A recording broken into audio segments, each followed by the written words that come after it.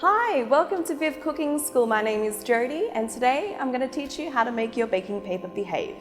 First, if you've got a tray that's not quite square, what we're going to do is scrunch your baking paper up and then unfold it, lay it out nice and flat again, and then we can easily pop it into the container and not worry about those harsh edges.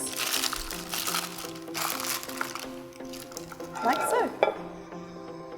Next, we're going to show you how to make a paper cartouche.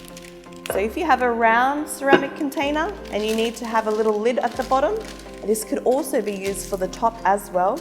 We're going to fold that in half and half again, and just keep folding that until it's in a manageable size that you can cut it. So we have a little arrow now, like so.